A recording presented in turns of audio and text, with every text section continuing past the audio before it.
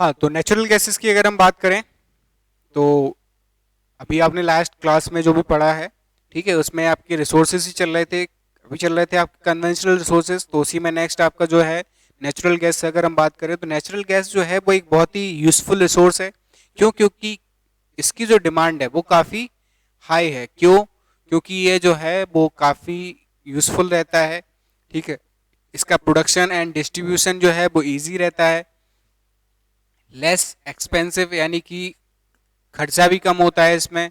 उसके बाद ना तो इसमें कोई धुआं निकलता है, ना ही इसकी कोई बदबू आती है, ठीक है। दूसरी चीज, इसमें से यूज करने के बाद ना तो कोई वेस्ट मटेरियल निकलता है, तो ये हर तरह से एक तरह से काफी यूजफुल है। इसका मेनली जो नेचुरल गैसेस हैं, ठीक है, उन सीएनजी वगैरह अगर हम बात करें, ठीक है, तो इससे व्हीकल्स में यूज किया जाता है इसका, जिससे कि कम पॉल्यूशन हो, एयर पॉल्यूशन कम हो, ठीक है। इसलिए इस नेचुरल गैस का यूज हम व्हीकल्स में करते हैं। दिल्ली में काफी ज्यादा यूज होता है इस चीज का। उसके बाद हम बात करें नेचुरल गैसेस के लिए प्रोडक्शन एरियाज और इसका प्रोडक्शन, ठीक है। तो in India natural gases found along with mineral oil and और पेट्रोलियम, ठीक है। जैसे मिनरल ऑयल और पेट्रोलियम होते हैं, वैसे ये भी पाया जाता है इन्हीं के साथ में। In our country there In our country, the reserves of natural gases are estimated to be 750 crore cubic meter. Gas reserve are found near Tripura, Gujarat and western coast of India. ये कहाँ कहाँ पाए जाते हैं? हमारे त्रिपुरा में, गुजरात में और वेस्टर्न कोस्ट ऑफ इंडिया, ठीक है। लगभग कितने जगह पे फैला हुआ है ये? 750 करोड़ क्यूबिक मीटर्स, ठीक है। क्योंकि क्यूबिक मीटर में इसको क्यों मेजर कर रहे हैं? क्योंकि गैस है, ठीक है, ये वॉल्यूम में मेजर होगी हमेशा, ठीक है। उसके बाद हमारा आता है नेक्स्ट रिसोर्स, इलेक्ट्रिसिटी, ठीक है। ये तो सब जानते हैं, इसके बारे में कुछ बताने की जरूरत हमें है नहीं, ठीक है। काफी यूजफुल है हमारी हर तरह के, काफी सारे जो हमारे काम होते हैं या कह सकते हैं हमारी यूजेस जो है वो इसके ऊपर डिपेंड करते हैं। चाहे फिर वो रोशनी हो, हवा हो, बाकी सारी मशीनरी हो, ठीक है। ऑल ओवर द अगर हम बात करें हमारे घर की जो हाउस होल्ड है, ठीक है, उसमें इलेक्ट्रिसिटी काफी यूजफुल रहती है। अब इसमें इसका प्रोडक्शन कैसे होता है? तो प्रोडक्शन के इसके काफी मतलब मेनली तीन टाइप हैं। सबसे पहला है हमारा थर्मल, दूसरा है हाइड्रो इलेक्ट्रिसिटी, तीसरा है न्यूक्लियर इलेक्ट्रिसिटी। सबसे पहला जो हमारा दिया है थर्मल इलेक्ट्रिसिटी। थर्मल इलेक्ट्रिसिटी अगर हम बात करें तो नेशनल थर्मल पावर कॉरपोरेशन, इसको एनटीपीसी भी बोलते हैं शॉर्ट फॉर्म में, ठीक है, इसको स्टैब्लिश किया गया था 1975 में for the development of natural power of central region, ठीक है। तो इसकी अगर हम बात करें, थर्मल इलेक्ट्रिसिटी होती क्या है, कैसे प्रोड्यूस होती है? थर्मल इलेक्ट्रिसिटी की अगर हम बात करें, आप लोगों ने देखा हो एक मूवी आई थी, अगर आप लोगों ने देखी हो, गदर। गदर एक प्रेम कथा, अगर आप लोगों ने कभी सुना हो, उसमें लास्ट वाले जो सीन थे, ठीक है, यानी कि जो ट्रेन चल रही थी, ठीक है, उसमें क्या कर रहे थे, कोयले को इंजन में डाल रहे थे, जिससे कि वो इंजन जो है चल रहा था, ठीक है। जितना ज्यादा डाल रहे थे उतना ज्यादा वो चल रहा था। अब क्यों चल रहा था? क्यों?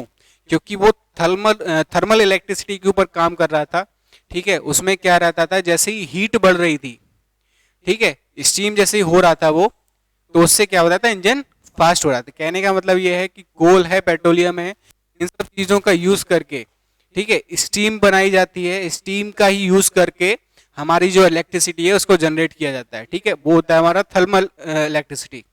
उसके बाद दूसरा आता है हमारा हाइड्रो इलेक्ट्रिसिटी। हाइड्रो इलेक्ट्रिसिटी क्या होती है? हाइड्रो यानी हाइड्रोजन, ठीक है। हाइड्रोजन क्या?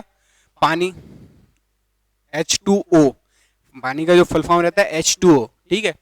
तो उसमें भी हाइड्रोजन रहता है। तो पानी से बनने वाली जो बिजली है हमारी, ठीक है, इलेक्ट्रिसिटी जो है हमारी, वो होती है हमारी हाइड्रो इलेक्ट्रिसिटी। कहने का मतलब कैसे?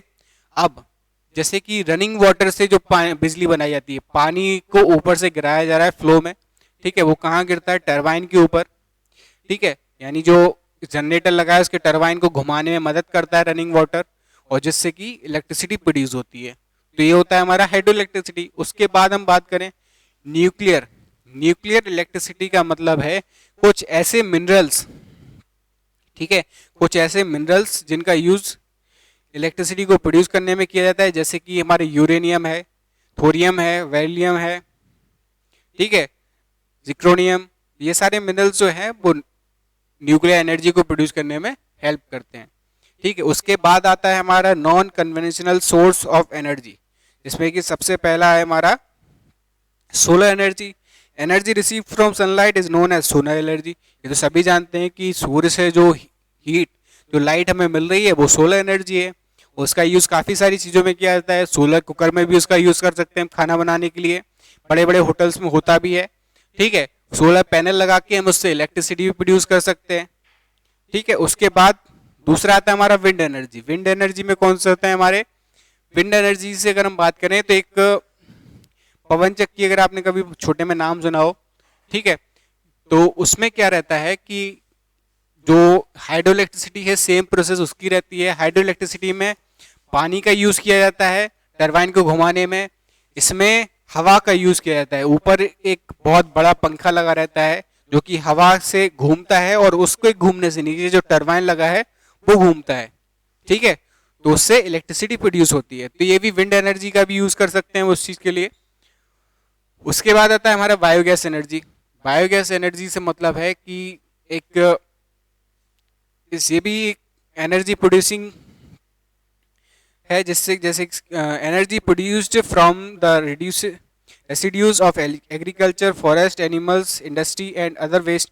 यानी कि जो वेस्ट मटेरियल रहते हैं, ठीक है, चाहे वो फिर हमारे एग्रीकल्चर से आ रहे हो, फॉरेस्ट से आ रहे हो, या एनिमल से, यानी कि गोबर वगैरह जो रहता है, या फॉरेस्ट का वेस्ट मटेरियल, एग्रीकल्चर का वेस्ट मटेरियल जो रहता है, ठीक है, उसको एक तरह से कंपोस्ट करके, ठीक है, उससे जो एनर्जी प्रोड्यूस्ड होती है, ठीक है, उसको बोलते हैं biogas energy. Okay, good morning student. It is produced आज इन हम बात बोथ करते हैं हमारे the class form of gas and electricity. ठीक है, इसका यूज गैसेस में भी होता है और इलेक्ट्रिसिटी में भी इसका यूज किया जाता है।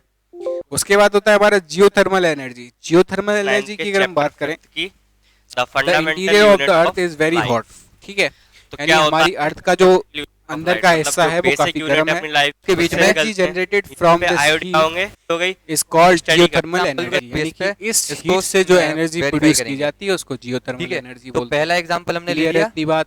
उसके बाद हमारे आता है conservation of 13 power upon resource. 11। Power resources का कंजर्वेशन जरूरी क्यों है, तो हम बात या करते कैसे हैं होता हमारे है। Unicellular production of energy from तो क्या होते हैं यूनिसेलुलर डिग्रेडेबल और multicellular source should be limited. तो यूनि का मतलब होता है एक, इनका यूज जो है, और सेलुलर ठीक है, मतलब या इनका cell से प्रोडक्शन बना जो हुआ। है वो तो जो लिमिटेड एक हो रहा है। cell सीधी से सी बना बात है हुआ बेटा, organism होगा, अगर आप मतलब समझने की कोशिश पूरी करेंगे, body एक एक cell बहुत से अच्छी होगी लाइन और कही गई है, उसके समझदार जितने लोगों body ने के कहा है, functions, वो सिर्फ अति एक cell सर्वत्र करेगी। वर्जते, और ऐसे यानी और कि इसके बाद देखते हैं अति example करोगे है, तो नुकसान same, होंगे। जो brain ठीक है, तो cells हर होते हैं, चीज को अगर component लिमिट होता में है, जब तक उसको कर क्या रहे हो बोलते तब हैं? तक तो वो हमारे लिए Organelle। प्रॉफिटेबल है। जितने भी components जहाँ होते लिमिट हैं से cell वो के बाहर अंदर, एक cell जाएगी के अंदर जो वो जो हमारे चीजें होती हैं, लिए सबको क्या बोलते हैं? Harmful cell। हो जाएगी। ठीक है, तो और हर ये चीज discuss- का जो और प्रोडक्शन हो चाहे यूज हो उसका अंदर लिमिटेड करना करना चाहिए। प्रोटॉन और न्यूट्रॉन उसके बाद renewable resource of energy should be क्या डेवलप्ड होता है हमारा रैपिडली। साइटोप्लाज्म। यानी कि ऐसे रिसोर्स जिनका यूज यानी साइटोप्लाज्म रिन्यूएबल क्या है, यानी कि रहता है? जिनका यूज हम बार बार इसके कर बारे में सकते भी हैं, हम आगे उनका discuss यूज ज्यादा करेंगे। करना चाहिए। एक होता है सेल ठीक है? पॉल, The energy सिर्फ generated in the plant cell country में should be होता है। transmitted तो ये चीज- properly so that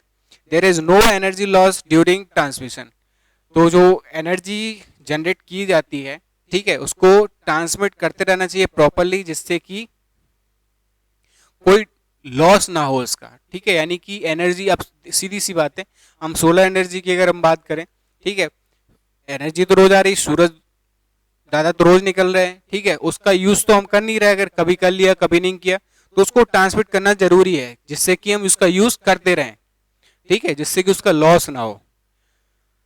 ठीक है, तो ये कंजर्वेशन कुछ दिए हुए हैं, इसमें इनको एक बार और अच्छे से पढ़ लेना। ठीक है, तो ये आपका सेकंड चैप्टर भी यहाँ खत्म होता है। इसके क्वेश्चन आंसर्स के लिए हम अलग से एक वीडियो बनाएंगे आपकी, जिसमें आपको बताएंगे कौन सा क्वेश्चन कहाँ मिलेगा आपको। ठीक है, और उसके बाद इस चैप्टर को आप अच्छे से रीड करेंगे, इसके जितने भी वीडियोस हैं उनको एक बार अच्छे से पढ़ लें। उसके बाद इसकी क्लास जो लाइव क्लास होगी उसको, उसमें आपके सारे डाउट्स क्लियर हो जाएंगे। क्लियर है? अच्छे से पढ़ना बेटा। जब तक आप नहीं पढ़ेंगे आपको डाउट्स नहीं आएंगे, और डाउट्स नहीं आएंगे तो वो क्लियर नहीं होंगे, जो कि आपको एग्जाम में भी परेशान करेंगे। ठीक है, वहां बैठ के फिर आप यही सोचोगे शायद उस टाइम पे थोड़ा सा पढ़ लेते तो आज हमें डाउट्स नहीं आता और हो सकते हैं हमारे नंबर बढ़ जाते। ठीक है, क्योंकि रिग्रेट कभी भी परसेंट का नहीं होता, रिग्रेशन होता है हमेशा 1 नंबर का, 2 नंबर का।